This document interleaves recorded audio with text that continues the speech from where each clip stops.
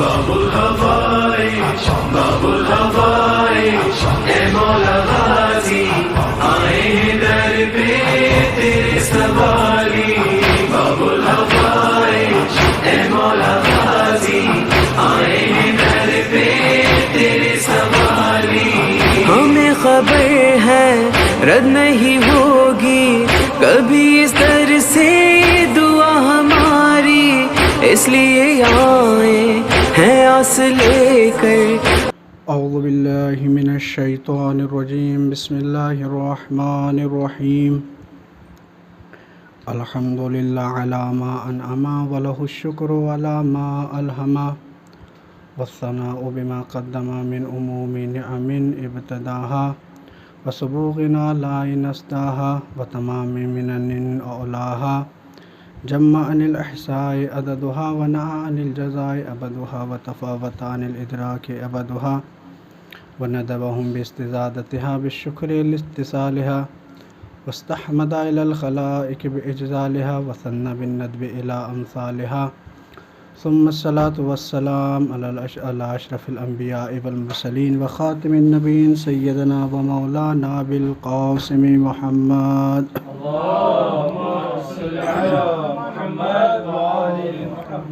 وعلى آل بيته الطيبين الطاهرين المعصومين المظلومين المنتخبين المنتجبين ولعنة الله على أعدائهم من يومنا إلى يوم القيامة أما بعد فقد قال أمير المؤمنين علي بن أبي طالب يا بني احفظني أربا وأربا لا يضرك ما عملت معهن إن أغنى الغناء الأقل وأكبر الفقر الحمق وأوحش الوحشة العجب وأكرم الحسب حسن الخلق صلوات پر عظمت علی محمد پر اللهم صل علی محمد و آل محمد عزیزان محترم سامعین کرام طلاب عزیز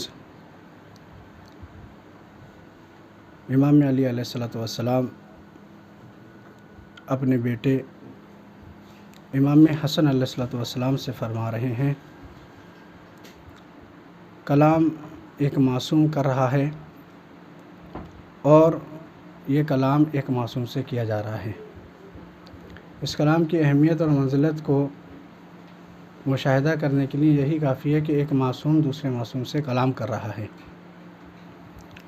اور سامعین کرام یہ بات آپ جانتے ہیں کہ کلام کی اہمیت قائل سے ہوتی ہے۔ جیسا قائل ہوتا ہے، جیسا کلام کرنے والا ہوتا ہے، جیسا متکلم ہوتا ہے، ویسے ہی کلام کی اہمیت ہوتی ہے۔ جتنا وزن دار متکلم ہوگا ویسے ہی کلام کی اہمیت ہوگی۔ ایک جاہل کلام کرے اس کے کلام کا ایک الگ معیار ہوتا ہے، ایک پڑھا لکھا کلام کرے اس کے کلام کا ایک الگ معیار ہوتا ہے، ایک مجتہد کلام کرے اس کے کلام کا ایک معیار الگ ہوتا ہے، ایک نبی کلام کرے اس کا معیار الگ ہوتا ہے، ایک خالق نہج البلاغہ کلام کرے تو اس کے کلام کی اہمیت اور منزلت کیا ہوگی۔ اور جو بھی خبر دی جاتی ہے، جو بھی کلام کیا جاتا ہے، کسی چیز کی بھی خبر دی جاتی ہے تو ہم خبر کے سلسلے میں یہ دیکھتے ہیں کہ اگر یہ خبر واقعے کے مطابق ہوتی ہے تو اسے صدق کہا جاتا ہے، اگر واقعے کے مطابق نہ ہو تو اسے کذب کہا جاتا ہے۔ یہ ہم تصور کرتے ہیں کہ جب ہم کسی چیز کی خبر دیتے ہیں، کسی چیز کے بارے میں بیان کرتے ہیں، کوئی بیان ہم جاری کرتے ہیں تو ہم یہ دیکھتے ہیں کہ اگر یہ واقعے کے مطابق ہے تو صادق ہوگا اور اگر واقعے کے مطابق نہیں ہے تو کاذب ہوگا۔ یعنی کلام کرنے کے بعد اب دوسرا مرحلہ یہ ہے اس کے صدق کے لیے کہ یہ بات واقعے کے مطابق ہو، تب وہ صدق کی منزل میں آئے گی۔ لیکن یہ ہمارے لیے ہے، لیکن جب اہل بیت کلام کرتے ہیں تو واقعے کے محتاج نہیں ہوتے بلکہ واقعہ ان کا محتاج ہوتا ہے۔ جب وہ کوئی کلام کرتے ہیں تو واقعہ ان کا محتاج ہوتا ہے۔ اگر یہ کہہ دیں کہ کل بارش ہوگی تو بارش ہوگی، کل درزی آئے گا تو درزی آئے گا، اگر کہہ دیں کہ اس جگہ سولی دی جائے گی تو سولی دی جائے گی۔ اب اس واقعے کو محتاج ہونا پڑے گا اس کلام کا۔ ایک صلوات پڑھیں عظمت آل محمد پر۔ اللہم صل علی محمد و آل محمد۔ اب امام علی علیہ الصلوۃ والسلام اپنے بیٹے سے فرما رہے ہیں یا بنیا احفظنی اربعا و اربعا، اے میرے بیٹے مجھ سے 4 چیزیں یاد کر لو، 4 چیزیں حفظ کر لو۔ اگر تم نے لا یضرک ما عملت معہن، اگر تم نے ان 4 باتوں پر عمل کیا تو یہ ضرر نہیں پہنچائیں گے آپ کی زندگی میں۔ ظاہراً یہ کلام امام حسن علیہ الصلوۃ والسلام سے ہے، لیکن پیغام امت کو دیا جا رہا ہے، امت کو بیان کیا جا رہا ہے کہ اے امت اگر یہ تم نے 4 چیزوں کو حفظ کر لیا، اس پر عمل کر لیا، تب ایسی صورت میں تمہاری زندگی میں کوئی ضرر نہیں ہوگا۔ امام نے فرمایا کہ پہلی چیز ہے کہ اغنى الغنى العقل، بہترین بے نیازی عقل کی بے نیازی ہے، وَأَكْبَرَ الْفَقْرِ الْحُمْقُ، اور نہایت پست محتاجگی، نہایت محتاجی بے وقوفی ہے۔ اکبر الفقر الحمق واوحش الوحشت العجب، تیسری چیز امام نے فرمائی کہ اوحش الوحشت، وحشت زدہ چیز، وحشت والی چیز عجب ہے، یعنی خود پسندی ہے۔ واکرم الحسب حسن الخلق، اور بہترین حسب، بہترین نسب حسن الخلق ہے۔ آج ہم دیکھ رہے ہیں زمانے میں کہ انسان عقل کے ذریعے سے، امام نے کیا فرمایا کہ ان الاغنى الغنى، بعض جگہ ہے کہ اغنى الغنى العقل، کہ بہترین بے نیازی عقل کی بے نیازی۔ آج دیکھ لیں زمانے میں کہ ہر انسان بے نیازی کی طرف جا رہا ہے، ہر انسان چاہ رہا ہے کہ بے نیاز ہو جائے۔ کچھ انسان دولت کمانے کو بے نیازی سمجھ رہے ہیں، کچھ انسان بہت زیادہ تجارت کرنے کو بے نیازی سمجھ رہے ہیں، اچھا بزنس تیار کرنے کو بے نیازی سمجھ رہے ہیں، اچھی جاب پانے کو بے نیازی سمجھ رہے ہیں، اعلیٰ درجہ پر تعلیم حاصل کرنے کو بے نیازی سمجھ رہے ہیں۔ امام نے کیا فرمایا کہ اغنى الغنى العقل، کہ بہترین بے نیازی عقل کی بے نیازی ہے۔ کیا دولت کمانا بے نیازی ہے؟ کیا شہرت کمانا بے نیازی ہے؟ انسان دولت کما کر سوچ رہا ہے میں بے نیاز ہو گیا، انسان شہرت پا کے سمجھ رہا ہے بے نیاز ہو گیا، انسان دولت کما کے سمجھ رہا ہے بے نیاز ہو گیا، انسان اچھی جاب حاصل کر کے سوچ رہا ہے بے نیاز ہو گیا، لیکن وہ بے نیاز نہیں ہے۔ تو پھر یہ بے نیازی کیسی بے نیازی ہے؟ عقل کے ذریعے سے دولت کما لی، عقل کے ذریعے سے بہترین بزنس تیار کر لیا، عقل کے ذریعے سے اچھا اسکول تیار کر لیا، ایک اچھے اسکول میں جاب حاصل کر لی، اچھی جگہ جاب حاصل کر لی، اچھی جگہ تعلیم حاصل کر لی، لیکن بے نیاز نہیں ہوا ہے۔ تو بے نیازی جو امام فرما رہے ہیں کہ عقل کے ذریعے سے بے نیازی ہے، وہ بے نیازی کیسی بے نیازی ہے؟ اگر ہم سے سوال کیا جائے تو ممکن ہے کہ اگر ہم تعریف کریں تو وہ تعریف جامع اور معنی نہیں ہو۔ جتنی مصلحتیں اس کے اندر موجود ہیں، وہ شاید ہم ان مصلحتوں کو اس کے اندر پیش نہ کر سکیں، پورا نہ کر سکیں، بیان نہ کر سکیں، اور جو موانع ہیں ہم اس کو روک نہ سکیں، ہٹا نہ سکیں، دور نہ کر سکیں۔ لہٰذا امام سے پوچھتے ہیں امام عقل کی تعریف کیا ہے، عقل کس سے کہتے ہیں؟ امام نے فرمایا جب امام جعفر صادق علیہ الصلوۃ والسلام سے امام سے پوچھا گیا مولا عقل کیا ہے؟ امام نے فرمایا ما عبد بہ الرحمن وقت سبب الجنان، عقل کی تعریف یہ ہے کہ جس کے ذریعے سے رحمان کی عبادت کی جائے اور جنت کی چابیوں کو حاصل کیا جائے۔ اس کا مطلب یہ ہے کہ اب کوئی بے نیاز ہونا چاہتا ہے تو اس کے لیے ضروری ہے کہ وہ شہرت کما لے، اور چاہے وہ دولت کما لے، کچھ بھی کما لے، لیکن اگر اس دولت سے اللہ کی عبادت کی جا رہی ہے تو وہ بے نیاز ہے۔ اگر اس دولت سے، اس شہرت سے، ان تمام چیزوں سے اللہ کی عبادت کی جائے تو وہ بے نیاز ہے، اور اگر وہ ان تمام چیزیں، یہ تمام چیزیں حاصل ہونے کے بعد اگر وہ اللہ کی عبادت نہیں کر رہا ہے، جنت کو حاصل نہیں کر رہا ہے، تو وہ بے نیاز نہیں ہے۔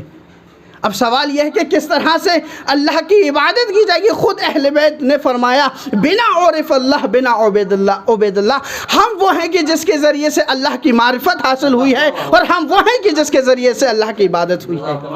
یعنی عقل ہونے کے بعد، تمام شہرت حاصل ہونے کے بعد اگر اہل بیت کے راستے پر گئے تب تم اللہ کی عبادت حاصل کر سکتے ہو، تب تم اللہ کی عبادت کر پاؤ گے اور تم جنت کو حاصل کر سکتے ہیں۔ آئیے زمانے میں دیکھتے ہیں جناب حر کے پاس کیا نہیں ہے، جناب حر کے پاس شہرت بھی ہے، جناب حر کے پاس دولت بھی ہے، جناب حر کے پاس لشکر بھی ہے، لیکن وہ اپنے آپ کو بے نیاز نہیں سمجھ رہے ہیں۔ لیکن ایک راستہ وہ راستہ کہ جس کے ذریعے سے اللہ کی عبادت ہو سکتی تھی، جس راستے کے ذریعے سے جنت کی چابیاں حاصل ہو رہی تھی، جب اس راستے پر آئے اتنے بے نیاز ہو گئے۔ آج جناب حر کے روزے پر جایا جا رہا ہے اور جو مانگ رہے ہیں وہ پورا مل رہا ہے، وہ پورا ہوتا چلا جا رہا ہے، اس لیے کیونکہ وہاں پر پہنچ گئے ہیں کہ جہاں پر بے نیازی ہو گئی۔ ایک صلوات پڑھیں عظمت آل محمد پر۔ تو بہترین بے نیازی عقل کے ذریعے سے ہے۔ اگر کوئی انسان چاہتا ہے کہ وہ بے نیاز ہو جائے تو عقل کے ذریعے سے۔ یہ کون سی عقل؟ وہ عقل، وہ راستہ کہ جو اہل بیت تک لے کر جائے گا۔ اور یہی وجہ ہے کہ جس کے پاس اس طرح کی بے نیازی ہوگی، جس کا تعلق، جس کا رشتہ اہل بیت سے ہوگا، اس کے پاس دین بھی ہوگا اور سب کچھ ہوگا۔ اور یہی وجہ ہے کہ جب پروردگار عالم نے جناب جبرائیل علیہ السلام کو جناب آدم علیہ السلام کے پاس بھیجا اور بھیجنے کے بعد کہا کہ جبرائیل جاؤ یہ 3 چیزیں لے کر جاؤ۔ ایک نتیجہ دینا چاہتا ہوں آپ کے سامنے۔ کہا کہ جاؤ یہ 3 چیزیں لے کر چلے جاؤ۔ جبرائیل آئے ہیں جناب آدم کے پاس اور آنے کے بعد کہا کہ پروردگار عالم نے آپ کی خدمت میں مجھے بھیجا ہے اور بھیجنے کے بعد 3 چیزیں دی ہیں۔ کہا کیا ہیں وہ 3 چیزیں؟ کہا عقل ہے، حیا ہے اور دین ہے۔ توجہ فرمائیے گا، عقل، حیا اور دین، 3 چیزیں بھیجی ہیں آپ کی خدمت میں۔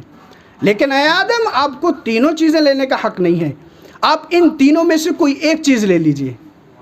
کیا جبرائیل آئے ہیں؟ کہا 3 چیزوں میں سے کوئی ایک چیز لے لیے۔ جناب آدم علیہ السلام نے عقل کو لے لیا۔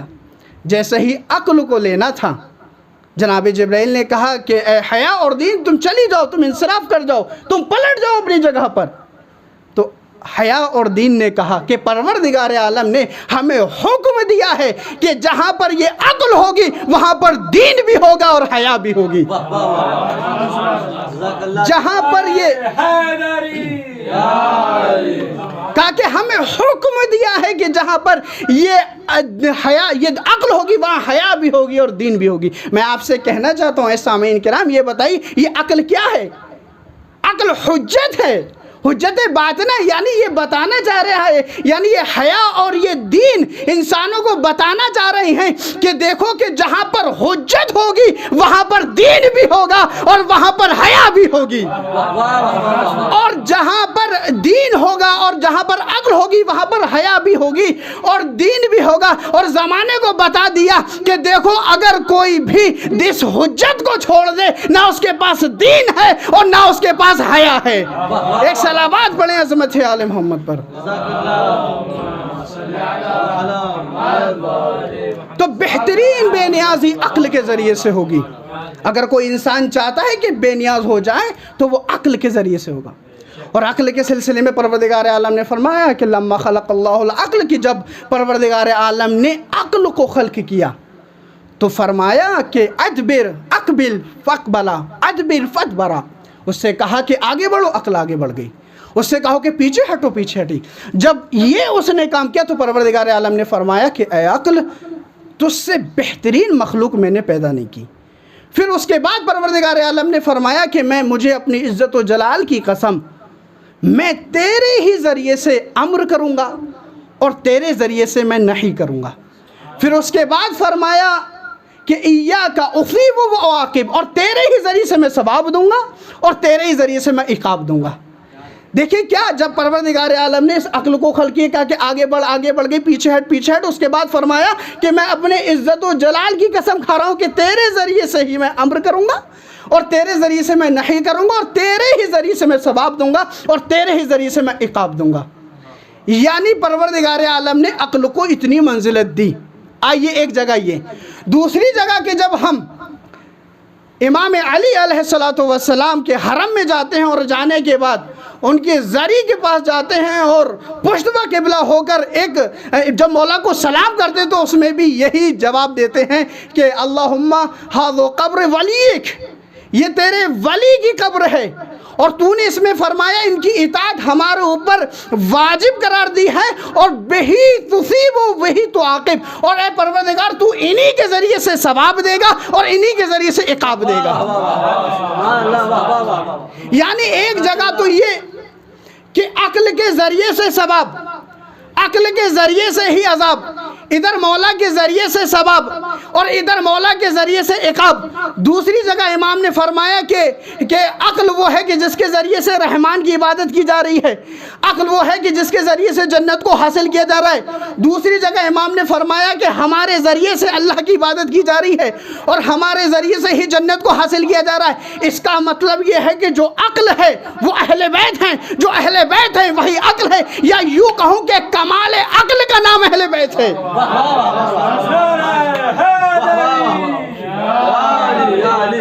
ایک صلوات پڑھیں عظمت آل محمد پر۔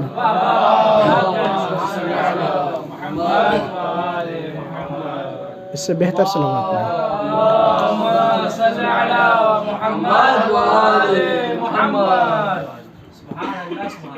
اب وہ حدیث جو میں نے آپ کے سامنے پڑھی کہ امام نے فرمایا کہ اغنى الغنى العقل، بہترین بے نیازی عقل کی بے نیازی ہے، یعنی تمام چیزیں جو کچھ ہیں وہ اہل بیت کے پاس ہیں، جو کچھ ہے اہل بیت میں، اور اس کی ضد کیا ہے؟ حمق، بے وقوفی ہے۔ وَأَكْبَرَ الْفَقْرِ الْحُمَقُ، اور اب سب سے برا اور سب سے زیادہ محتاجگی حمق ہے، بے وقوفی ہے۔ یعنی اس کا مطلب ہے کہ جو اہل بیت کے پاس ہے وہ سب کچھ ہے، اور جو اہل بیت کے دشمن ہیں ان کے پاس کچھ نہیں ہے۔ ایک صلوات پڑھیں عظمت آل محمد پر۔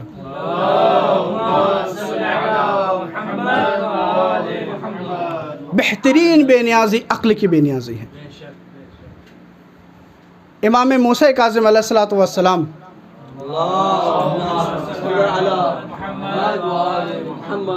امام فرماتے ہیں اپنے صحابی ہشام سے، امام نے فرمایا کہ نصبت حق بطاعت اللہ، پروردگار عالم نے حق کو نصب کیا ہے اللہ کی اطاعت کے لیے، لطاعت اللہ، لا نجات الا بطاعت۔ توجہ فرمائیے گا، امام نے کیا فرمایا کہ حق کو نصب کیا ہے اللہ کی اطاعت کے لیے، لا نجات الا بطاعت اللہ، الا بطاعت، اور نجات حاصل ہی نہیں ہوگی مگر اطاعت کے ذریعے سے۔ پھر امام نے فرمایا الاطاعت بالعلم، اور اطاعت حاصل ہوگی علم کے ذریعے سے، والعلم بالتعلم، اور علم حاصل ہوگا تعلم کے ذریعے سے، والتعلم بالعقل، اور تعلم حاصل ہوگا عقل کے ذریعے سے۔ پھر امام نے فرمایا کہ اور العلم لا يحصل الا عالم ربانی، علم حاصل ہی نہیں ہوگا مگر یہ کہ عالم ربانی کے ذریعے سے، اور عالم ربانی ہم ہیں۔ یعنی اگر کوئی انسان بے نیاز ہونا چاہتا ہے تو وہ ہم سے ہی بے نیاز ہوگا، ہمارے ذریعے سے ہی بے نیاز ہوگا، کتنے بھی راستے ہو جائیں، لیکن اگر ان راستوں کا آخری سرا ہم سے ملے گا تبھی بے نیاز ہوگا، ورنہ کوئی بے نیاز نہیں ہو سکتا ہے۔ اور یہی وجہ ہے کہ محمد ابن مسلم بڑے مشہور علماء عامہ اور خاصہ کے نزدیک، بہت ثقہ، انہوں نے صادقین کا زمانہ دیکھا ہے، امام محمد باقر علیہ الصلوۃ والسلام اور امام جعفر صادق علیہ الصلوۃ والسلام کا زمانہ انہوں نے درک کیا ہے۔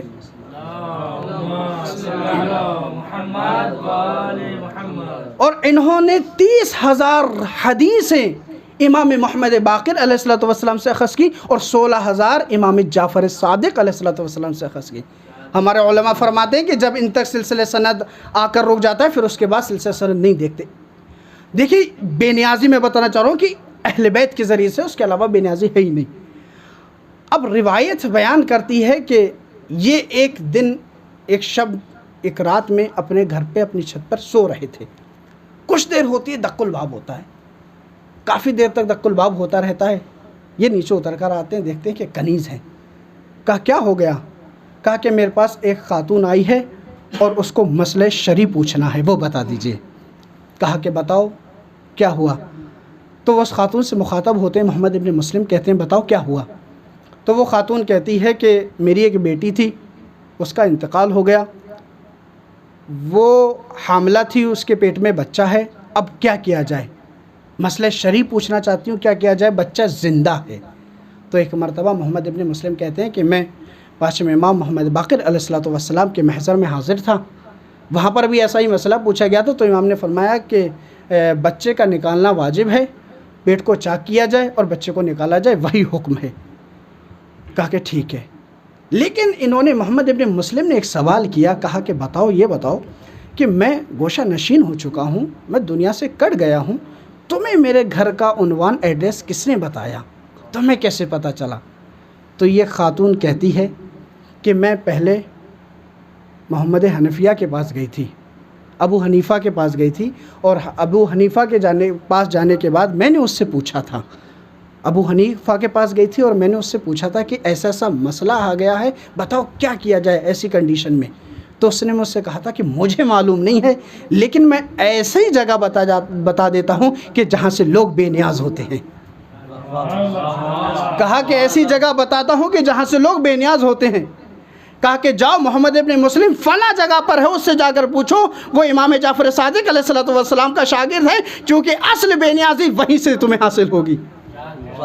کہا کہ اب اس نے مجھے بتایا تھا, لیکن اس نے مجھ سے کہا تھا کہ جو بھی وہ مسئلہ مجھے بتائے, تمہیں بتائیں, وہ مسئلہ آ کر تم مجھے بتا دینا.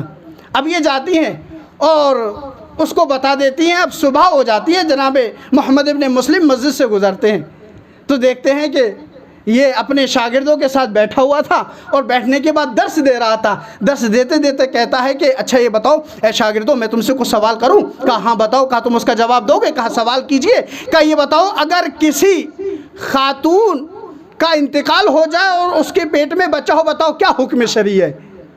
تو یعنی یہ شخص فتویٰ اپنی طرف نسبت دے کر بیان کر رہا تھا. تو یہ محمد ابن مسلم کہتے ہیں کہ میں نے دیکھا, اور دیکھنے کے بعد میں کھانسا تاکہ یہ پہچان جائے. تو فوراً کہتا ہے کہ اے محمد ابن مسلم, ہمیں بھی رہنے کا حق ہے, ہمیں بھی رہنے دیا جائے.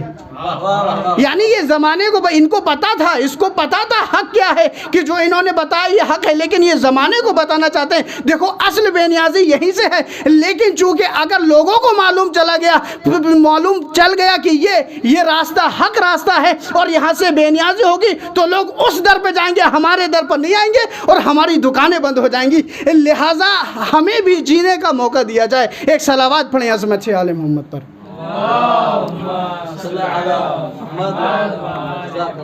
تو بہترین بے نیازی کوئی انسان بے نیاز ہو ہی نہیں سکتا مگر یہ کہ اہل بیت کے راستے سے بے نیاز ہوگا. اہل بیت کا راستہ بے نیاز کرنے کا راستہ. اور امام حسین علیہ الصلوۃ والسلام نے کربلا کے میدان میں اپنے جانثاروں کو اس طرح سے بے نیاز کر دیا کہ آج جس کو جو پریشانی ہے اہل بیت کا واسطہ دیتا ہے اور بے نیاز ہوتا چلا جا رہا ہے. اہل بیت کے سلسلے میں کیسے کیسے فضائل اور کیا کیا مصائب پڑے جائیں, اہل بیت کی مصیبت کا کیسا تذکرہ کیا جائے. اہل بیت کی مصیبت بڑی عظیم مصیبت ہے, اور آپ جانتے ہیں آج تھوڑی سی گرمی ہو جاتی ہے تو ہمیں برداشت نہیں ہوتی ہے, لیکن کربلا کی گرمی کا تصور کریں کہ کیسی کربلا کی گرمی تھی, اور کیسے امام حسین نے کس طرح سے اس قربانی کو پیش کیا ہے, لوگوں کو بے نیاز کیا ہے. اور ایک وقت آتا ہے کہ جب لشکر پہ لشکر آ جاتے ہیں, تب ایسی صورت میں امام حسین نے خط لکھا.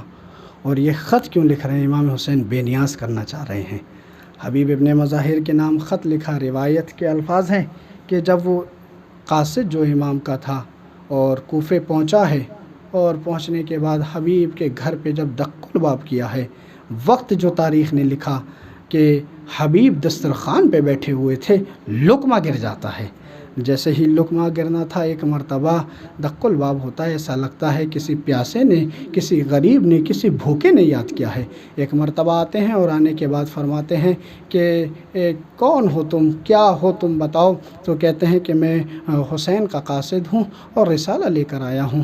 کہا جب حسین کا خط دیکھا, آنکھوں سے لگایا, چوما, اور چومنے کے بعد خط واضح ہو گیا, اور وہ تمام چیزیں آپ کے ذہنوں میں موجود ہیں. ایک مرتبہ چاہتے ہیں کہ اب نکلے, بیوی سے رخصت ہوئے اور غلام کو بلاتے ہیں, اور بلانے کے بعد کہتے ہیں کہ میرا آقا بڑی مصیبت میں ہے, اس نے مجھے یاد کیا ہے, لیکن کوفے کے حالات بہتر نہیں ہیں, لہٰذا ایسا کرو کہ تم گھوڑا لو اور لینے کے بعد فلاں جگہ پر فلاں راستے پر کھڑے ہو جانا, میرا انتظار کرنا اور میں وہاں آؤں گا. روایت کے الفاظ ہیں کہ حبیب چاہتے ہیں, اس اس حبیب نے اس اپنے غلام کو بتا دیا اور غلام وہاں جا کر کھڑا ہو گیا اور انتظار کر رہا ہے، لیکن کافی دیر ہو جاتی ہے، حبیب ابن مظاہر آ نہیں پاتے ہیں، کافی دیر ہوتی ہے۔ اب جب زیادہ دیر ہو جاتی ہے تو ایک مرتبہ یہ غلام گھوڑے سے کہہ رہا ہے کہ اگر ہمارا آقا حسین کی مدد کے لیے نہیں آیا تو اے گھوڑے میں تجھ پہ سوار ہوں گا اور سوار ہونے کے بعد امام حسین کی مدد کے لیے جاؤں گا۔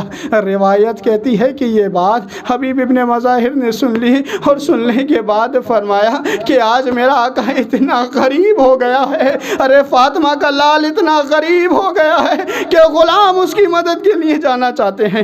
روایت کہتی ہے کہ حبیب نے غلام سے کہا کہ اے غلام تم آزاد ہو، اب میں جا رہا ہوں۔ کہا نہیں مجھے بھی ساتھ لے کر چلیں۔ الغرض یہ حبیب نے اپنے غلام کو لیا اور گھوڑے پہ سوار ہو کر چلے ہیں۔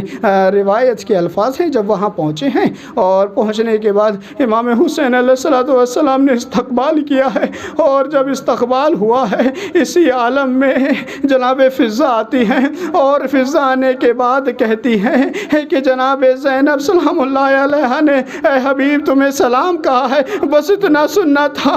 فوراً خاک پہ بیٹھتے ہیں اور خاک کو اٹھانے کے بعد سر پہ ڈالتے ہیں اور ڈالنے کے بعد کہتے ہیں کہ آج فاطمہ کا لال اتنا غریب ہو گیا کہ آقا زادی غلاموں کو سلام کہہ رہی ہیں۔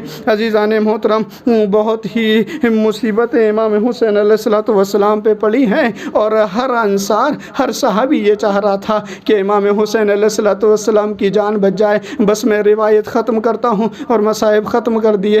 روایت ایک اور جناب مسلم ابن اوسجا کے سلسلے میں بیان کر کے مجلس تمام کرتا ہوں۔ روایت کہتی ہے کہ جب مسلم ابن اوسجا، دیکھیں یہ کہ ہر کوئی یہ چاہ رہا ہے کہ امام حسین بچ جائیں اور ہم امام حسین پہ قربان ہو جائیں۔ دیکھیں کیسا ان کا دل تھا اور کیسا جذبہ شہادت تھا۔ روایت کہتی ہے کہ مسلم ابن اوسجا جب پہنچے ہیں اور جہاد کیا ہے اور جہاد کرنے کے بعد زخموں سے چور ہو گئے ہیں اور زمین کربلا پہ آئے ہیں۔ ایک مرتبہ حبیب ان کی عیادت کے لیے مدد کے لیے پہنچے ہیں اور ادھر سے امام حسین علیہ السلام بھی پہنچے۔ اب دیکھیں ذرا تصور کریں کہ زخموں سے چور ہیں اور خون میں لت پت ہیں، مسلم ابن اوسجا پڑے ہوئے ہیں اور ایک مرتبہ حبیب ان سے کہتے ہیں اے مسلم ابن اوسجا، اے مسلم ابن اوسجا، اگر مجھے یقین نہ ہوتا کہ تمہارے بعد مجھے بھی آنا ہے اور جس طرح سے تم نے شہادت حاصل کی ہے مجھے بھی شہادت حاصل کرنا ہے، اگر مجھے اس کا یقین نہ ہوتا تو میں تم سے کہتا اے مسلم ابن اوسجا مجھے وصیت کرو تاکہ میں تمہاری وصیت کو پورا کروں، لیکن اے مسلم ابن اوسجا مجھے یقین ہے کہ تمہارے بعد مجھے بھی کچھ دیر کے بعد آنا ہے، لیکن میں تم سے یہ نہیں کہہ سکتا کہ تم مجھے وصیت کرو۔ ایک مرتبہ مسلم ابن اوسجا دیکھیں خون میں لت پت ہیں، اپنے زخموں کو بھول گئے ہیں، اپنے غم کو بھول گئے ہیں، کتنے زخم لگے ہیں سب زخم بھول گئے ہیں۔ ایک مرتبہ حبیب ابن مظاہر سے مخاطب ہوتے ہیں اور مخاطب ہونے کے بعد کہتے ہیں اے حبیب میں تمہیں وصیت کرتا ہوں۔ جناب حبیب پریشان ہو جاتے ہیں اور پریشان ہونے کے بعد کہتے ہیں اے مسلم ایسے وقت میں کون سی وصیت کرنا چاہتے ہو، کرو کیا وصیت ہے؟ تو ایک مرتبہ اپنا خون بھرا ہاتھ اٹھایا اور اٹھانے کے بعد امام حسین کی طرف اشارہ کیا اور اشارہ کرنے کے بعد فرمایا اے حبیب میں تمہیں وصیت کرتا ہوں کہ جب تک تم زندہ ہو میرے آقا حسین کی حفاظت کرنا، انہیں کوئی زخم نہ لگے۔ حبیب نے فرمایا اے مسلم میں تم سے وصیت کرتا ہوں کہ جب تک جان باقی ہے تمہارے آقا اور مولا کی حفاظت کرتا رہوں گا، اپنے مولا کی حفاظت کرتا رہوں گا۔ ہر انصار یہی چاہ رہے تھے کہ آقا بچ جائیں، آقا کو زخم نہ لگے، لیکن کیا ہوا جب انصار شہید ہو گئے، جب اقربا شہید ہو گئے، حسین ہیں جو زخموں سے چور ہیں۔ انا للہ و انا الیہ راجعون۔ رضم بقضائہ تسلیما لامرہ۔